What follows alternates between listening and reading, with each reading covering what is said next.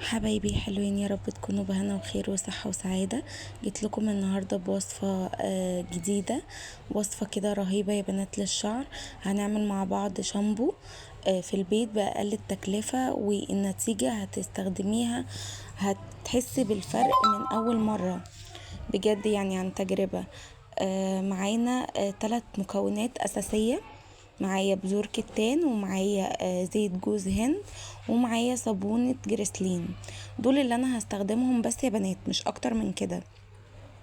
جبت طبعا بذور الكتان، انا كنت جايبه ب10 جنيه بذور كتان.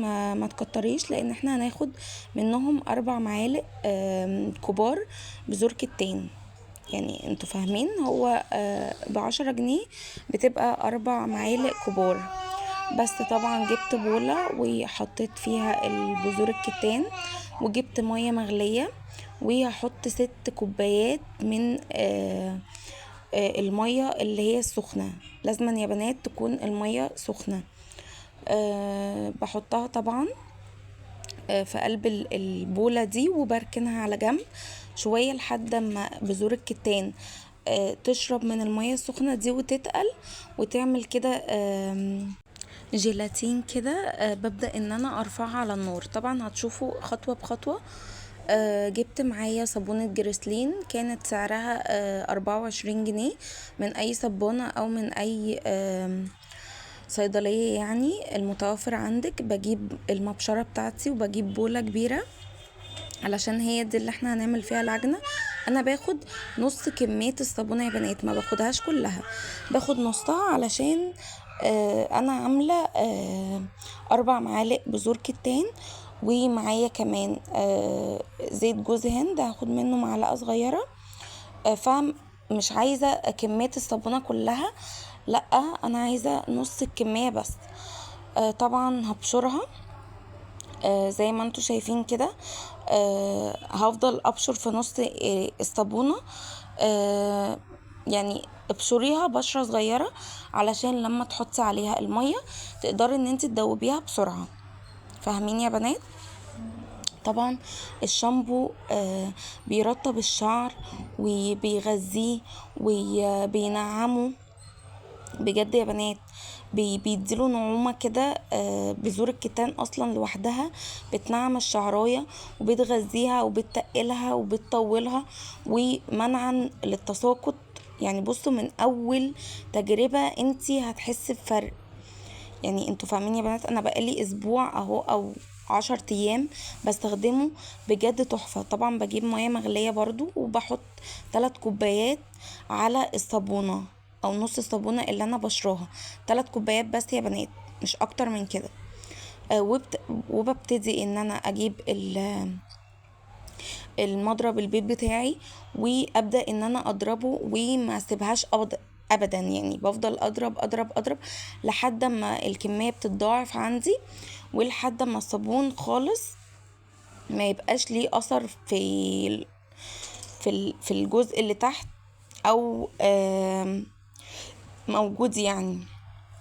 بضربها ضربة كويسة، يعتبر ربع ساعة بضربها لحد ما الصابون عندي بيختفي.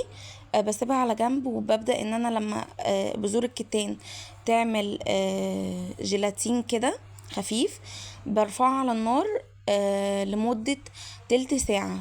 تلت ساعة النار بتكون عندي واطية جدا، او هادية قوي، وبسيبها لمدة تلت ساعة تغلي مع نفسها. وبعد كده بمسك البولة بتاعتي وبصفي بذور الكتان. صفيها وهي لسه سخنة، علشان خاطر بذور الكتان لما بتسيبيها بتعمل زي الجيلاتين وبتتقل جدا جدا. فانت لو سبتيها لحد ما تبرد وبعد كده قلتي هصفيها، مش هتتصفى معاكي ابدا ابدا. فالخطوة دي لازم تعمليها وهي سخنة، علشان تنزل معاكي في المصفى، وعلشان ما تتكتلش وما تعرفيش تصفي ايه بذور الكتان. طبعا انا بصفي بذور الكتان وبسيب الوصفة بتاعت بذور الكتان دي تبرد براحتها يعني عندي. هي بتقعد مثلا حوالي يا بنات نص ساعة تبرد كده. بسيبها طبعا، بفضل اقلب يمين شمال لحد ما هي تبرد كده. الخطوة دي لازما مهمة جدا يا بنات ان هي تبرد تماما علشان نحطها على الصابون.